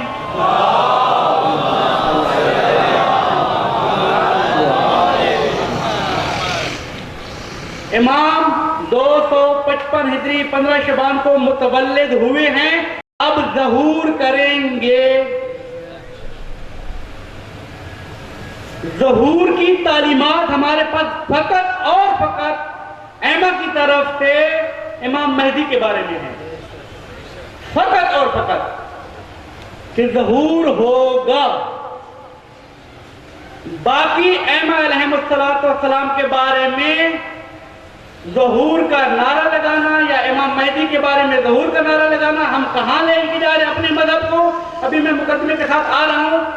لیکن دشمن کو ہم کیا ہتھیار دے رہے ہیں؟ یہ متولد نہیں ہوتے ہیں، یہ ظہور کرتے ہیں. یہ متولد نہیں ہوتے ہیں، یہ نزول کرتے ہیں. ان خبیث فکروں سے یہ کوئی پوچھنے والا نہیں ہے کہ تم یہ نظریہ ہو سکتا ہے کہ عظمت کی وجہ سے بنا رہے ہو کہ تم نے ایما کی ولادت کو اپنی نجاست ولادت کے ساتھ قیاس کرنا شروع کر دیا تھا، جبکہ ایما کی ولادت ایک راز ہوتا ہے. وہ ہماری اور آپ کی فکر وہاں تک نہیں پہنچ سکتی ہے، لیکن اس ولادت کے نظریے کو انکار کر کے شیعہ مذہب کے اوپر ضرب لگا رہے ہو. تم لوگ حقائق کا انکار کر رہے ہو، مکتب اہل بیت کو ذبح کر رہے ہو.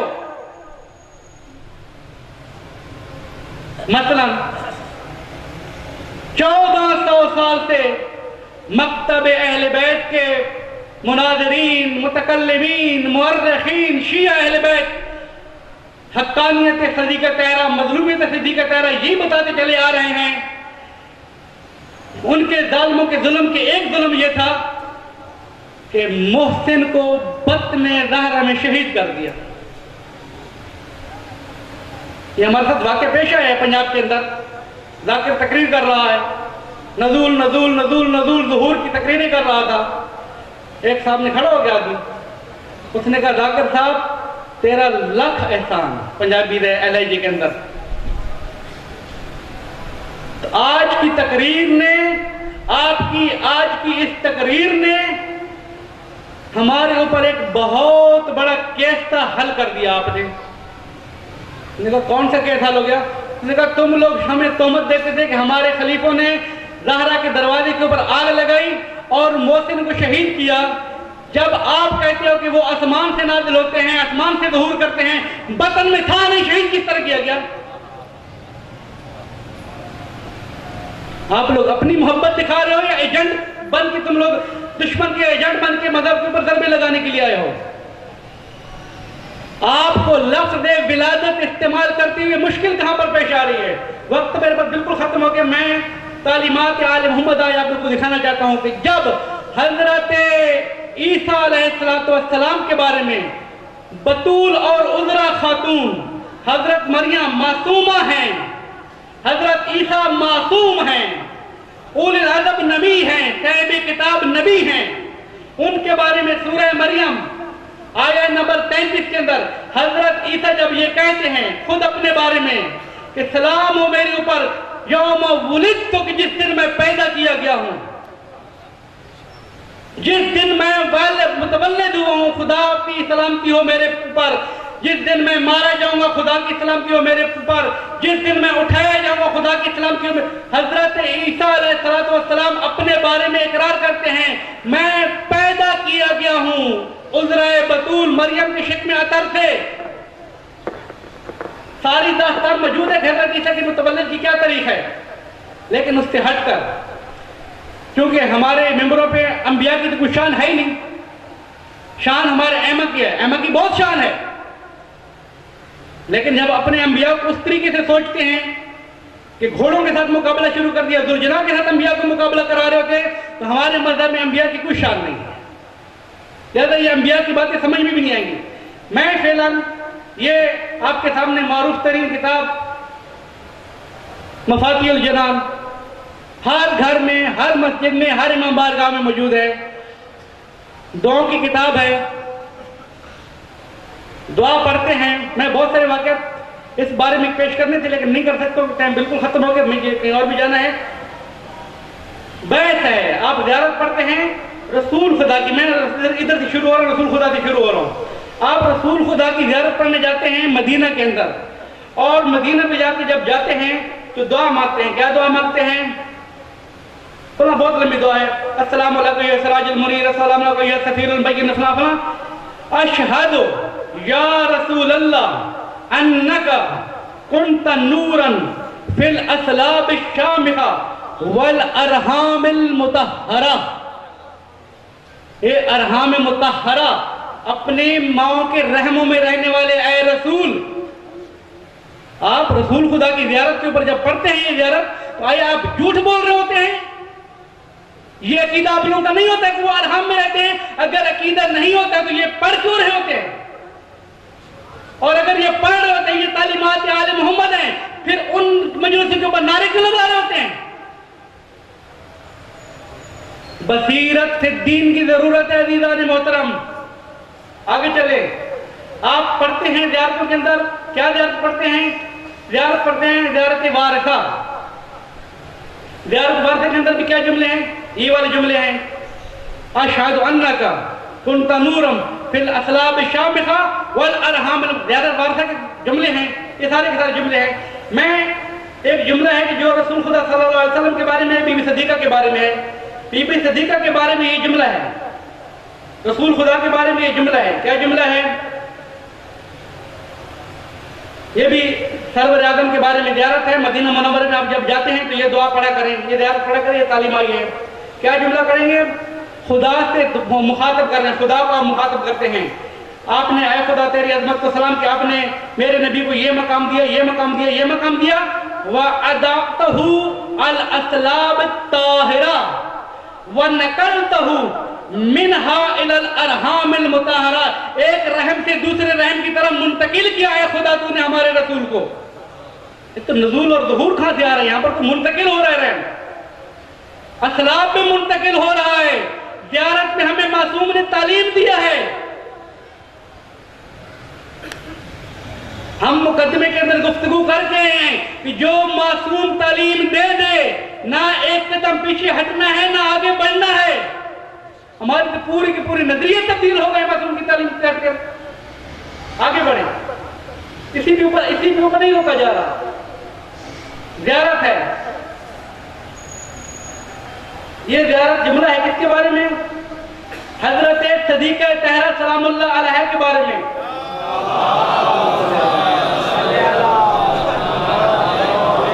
میں ساری دعا نہیں پڑھتا، مطلوبہ جملے کو پڑھاؤں گا۔ دعا کرتے کرتے آتے ہیں اور فرماتے ہیں وَسَيِّدَةَ النِّسَاءِ وَمُبَشِّرَةِ الْأَوْلِيَاءِ وَحَلِيفَةِ الْوَرْءِ وَزُهْدِ وَنُفَاةِ الْفِرْدَوْسِ وَقُلْ الَّتِي شَرَّقْتَ مَوْلِدَهَا بِنِسَاءِ الْجَنَّةِ۔ اے اللہ، تو نے نساء جنت کے کو فاطمہ کی ولادت کے ساتھ شرف بخش دیا ہے، مشرف کر دیے فاطمہ کی مولدہا ولادت۔ ہمارے امام تعلیم دے رہے ہیں کہ میری جدہ کی قبر پہ آؤ تو یہ دعا مانگنا۔ ہمیں لفظ ولادت پریشان کر رہا ہے۔ پریشان کر کیوں رہا ہے؟ میں اس کے اوپر ابھی آنے والا ہوں، لیکن میں سارے کے جملے ابھی سارے کروں گا تو بہت ساری چیزیں ہو جائیں گی۔ اس کے بارے میں جملہ ہے سرور اعظم کے بارے میں۔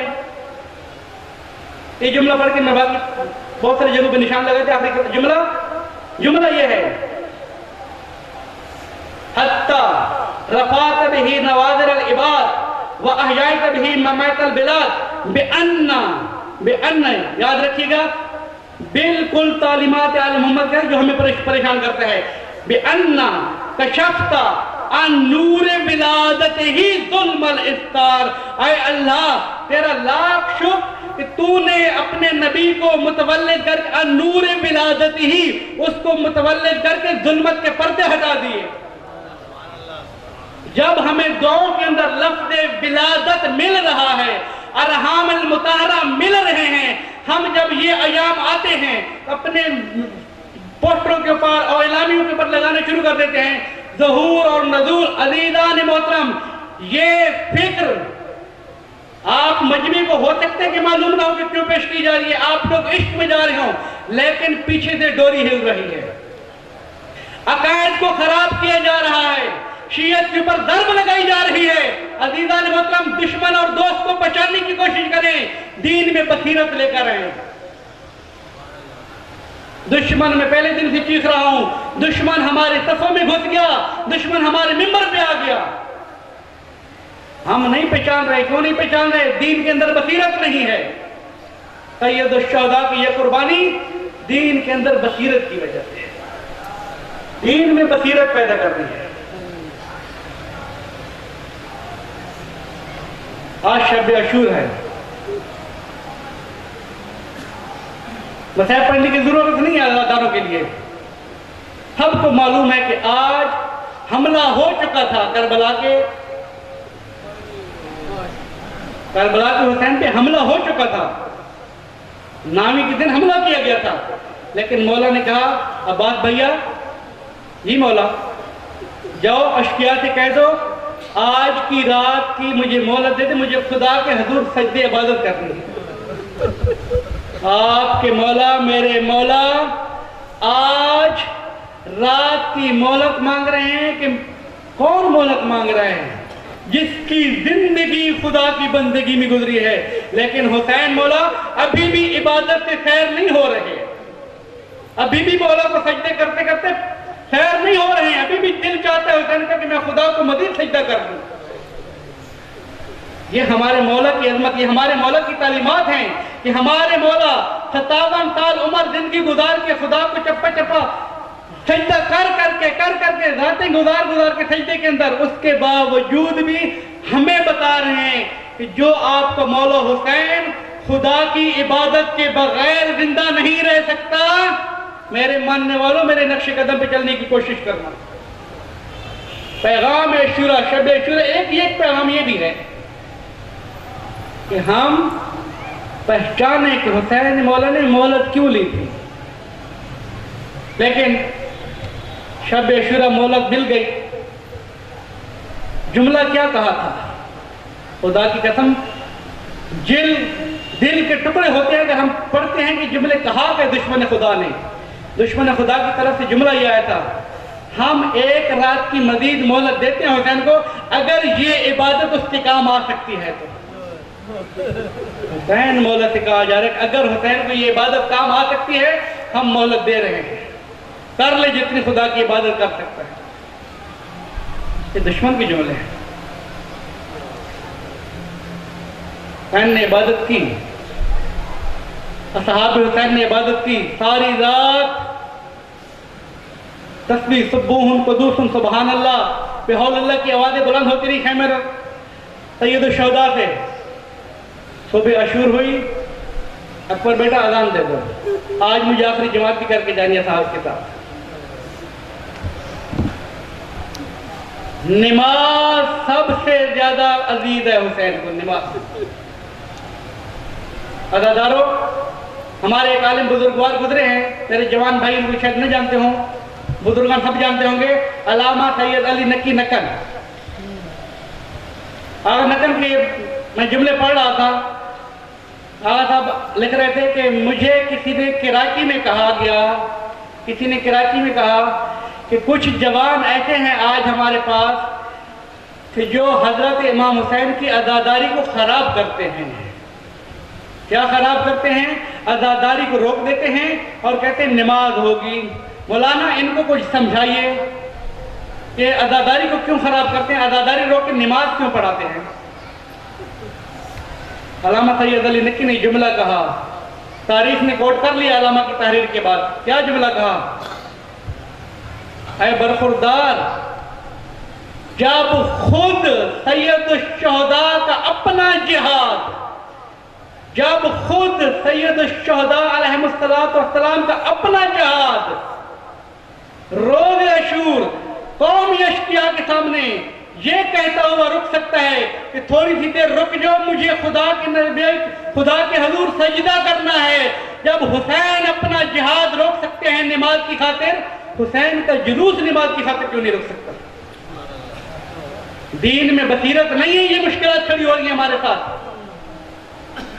ہماری مشکل کہاں پر ہے؟ ہم نے حسین کی عزاداری نماز کو ٹکرایا ہے. ٹکرانے کی باتیں نہیں ہیں عزیزان محترم.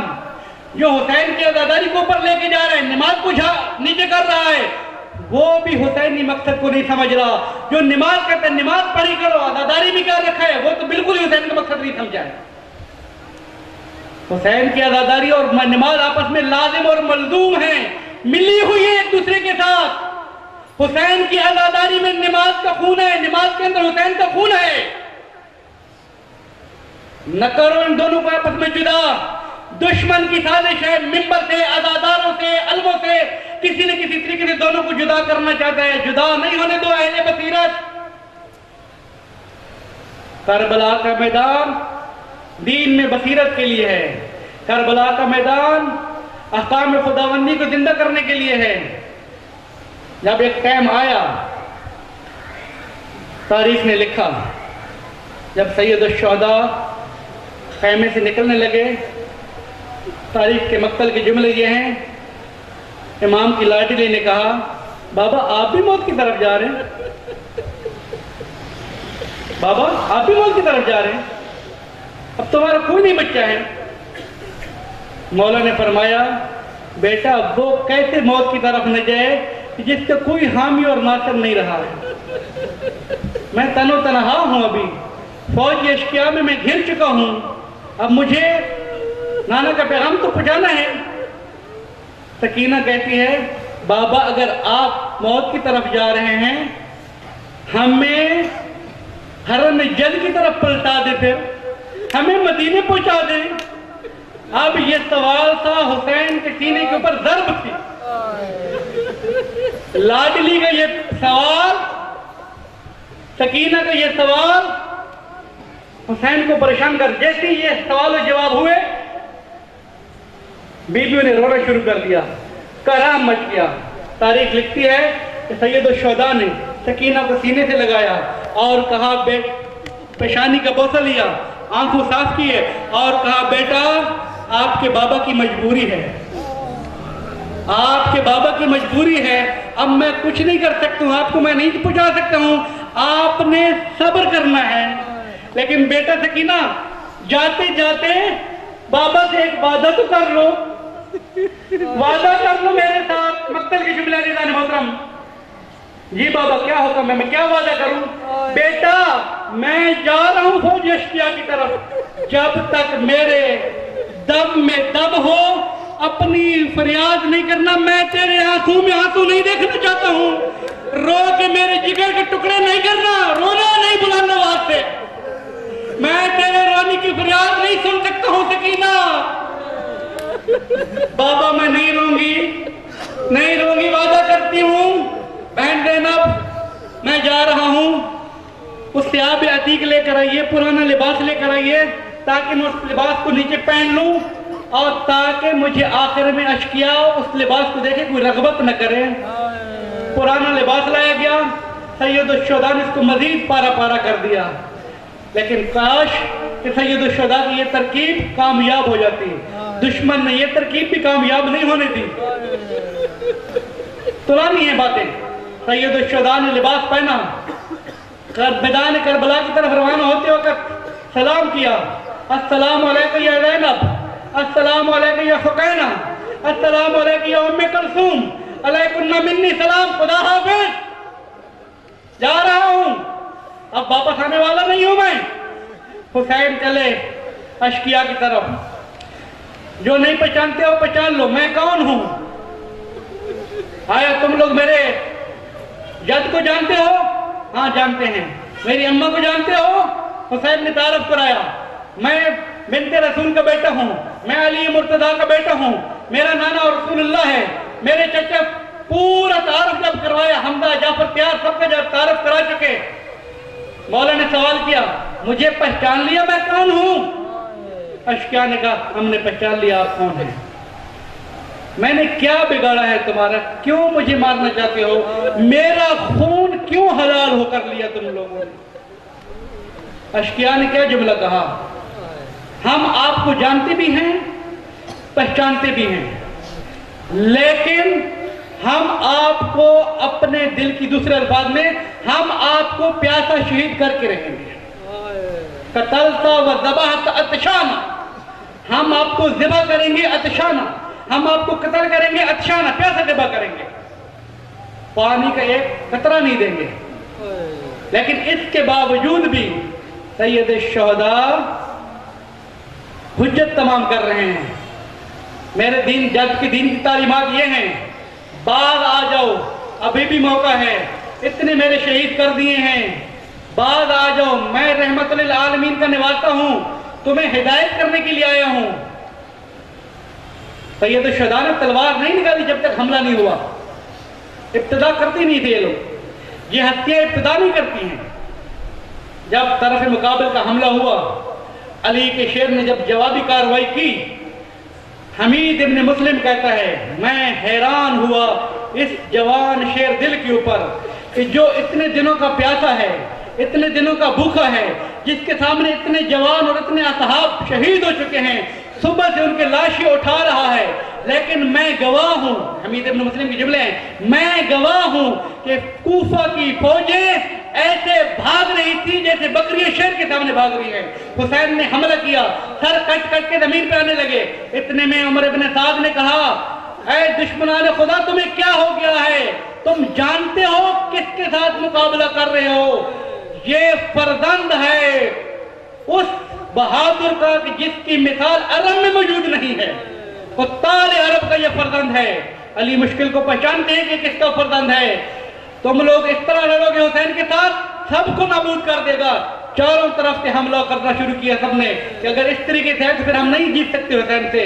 چاروں طرف سے حملہ ہوا، کہیں سے تیر آیا، کہیں سے پتھر آیا، کہیں سے تلوار چلی۔ کیسے چلی؟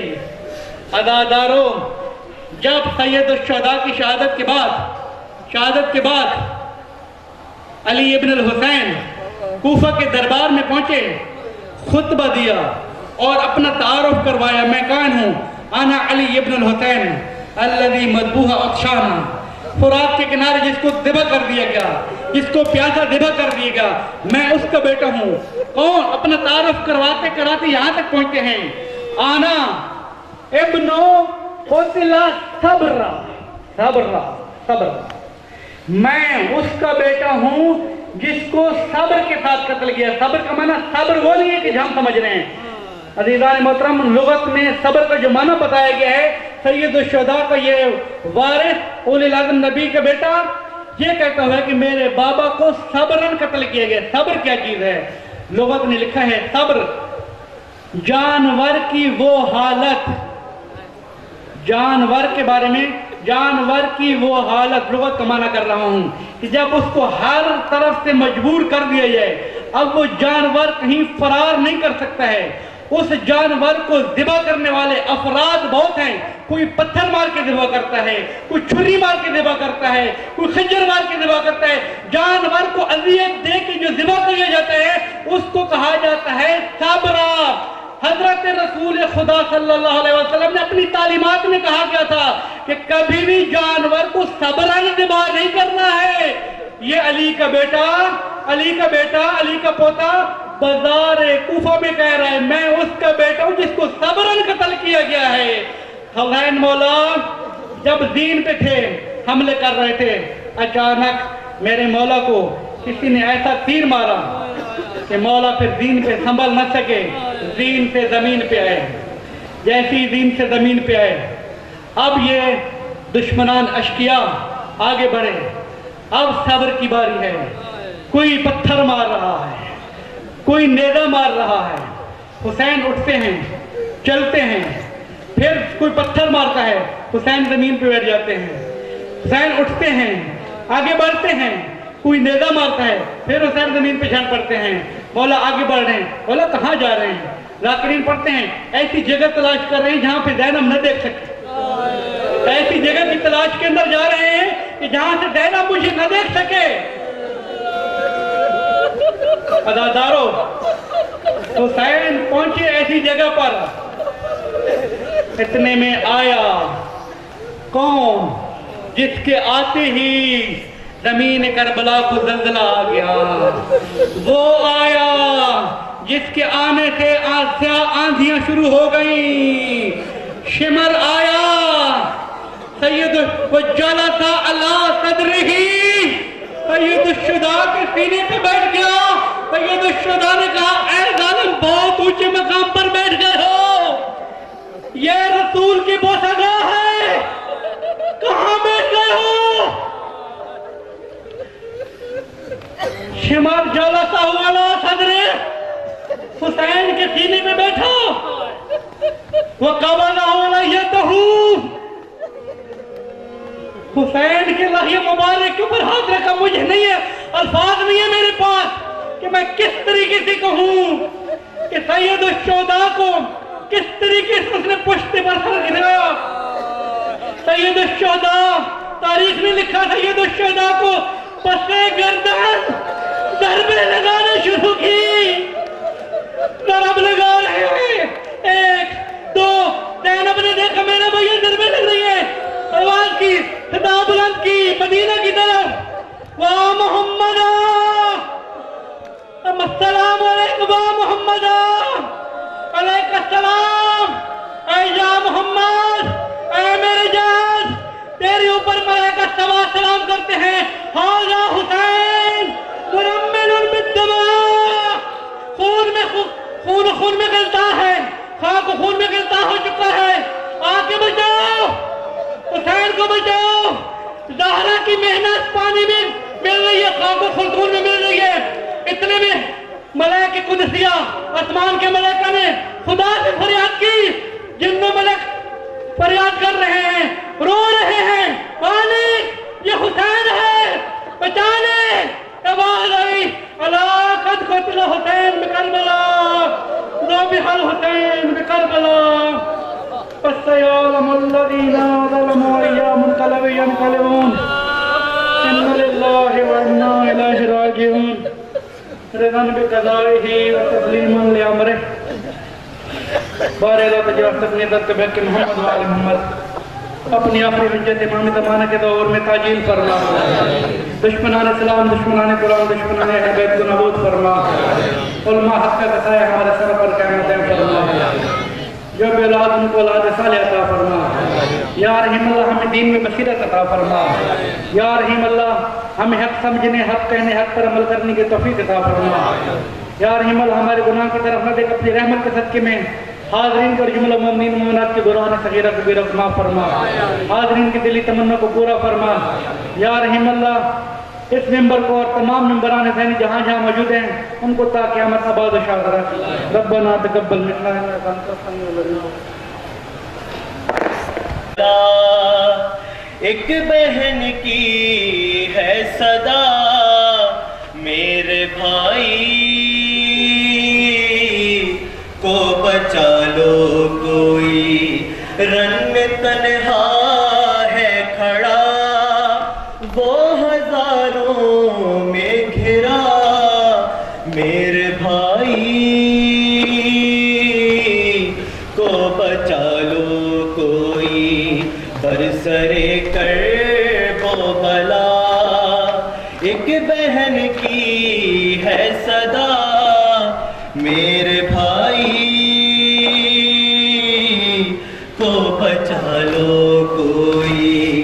آؤ اے پیارے نبی آؤ اے بابا علی آؤ اماں زہرا یہ مدد کی ہے گھڑی کٹ نہیں جائے کہیں بھائی کا خشک گلا میرے بھائی کو بچا لو کوئی برسرے کرب و بلا. ایک بہن کی ہے صدا میرے بھائی کو بچا لو کوئی. کوئی پتھر کو لیے کوئی خنجر کو لیے کوئی تلوار لیے تیر کوئی لے کے کوئی نیزے کو لیے بھائی کی سمت بڑھا میرے بھائی کو بچا لو کوئی برسرے کرب و بلا. ایک بہن کی ہے صدا میرے بھائی کو بچا لو کوئی. کس سے فریاد کروں کس کو آواز میں دوں کوئی سنتا بھی نہیں ہائے میں بے بس ہوں. اے خدا میرے خدا دے رہی ہوں میں صدا, میرے بھائی کو بچا لو کوئی برسرے کرب و بلا. ایک بہن کی ہے صدا میرے بھائی کو بچا. اب کوئی پاس نہیں, اب کوئی آس نہیں, اب تو اکبر بھی نہیں, اب تو عباس نہیں. اب تو احساس کرو شامیوں بہر خدا میرے بھائی کو بچا لو کوئی برسرے کرب و بلا. ایک بہن کی ہے صدا میرے بھائی کو بچا لو. اپنا گھر چھوڑ دیا میں نے بھائی کے لیے, سب کو قربان کیا میں نے بھائی کے لیے, اور وہ بھائی بھی اب قتل ہونے کو چلا میرے بھائی کو بچا لو کوئی برسرے کرب و بلا. ایک بہن کی ہے صدا میرے بھائی کو بچا لو کوئی. تیر پر تیر چلے زخم پر زخم لگا, زین پر رک نہ سکا یوں زمیں پر آیا, درمیاں زین و زمین ہے وہ سجدے میں جھکا میرے بھائی کو بچا لو کوئی برسرے کرب و بلا. ایک بہن کی ہے صدا میرے بھائی کو بچا لو کوئی. کربلا کرب و بلا کیسا یہ ظلم ہوا, ایک پیاسے پر اب کند خنجر ہے چلا. وقت ذبح ہے کھڑی پھر بھی پانی نہ ملا میرے بھائی کو بچا لو کوئی وہ بلا. ایک بہن کی ہے صدا میرے بھائی کو بچا لو کوئی. آندھیاں چلنے لگیں خون کی برسات ہوئی, ایک مظلوم بہن زین روتی ہی رہی, کوئی بھی آیا نہیں اس نے 100 بار کہا میرے بھائی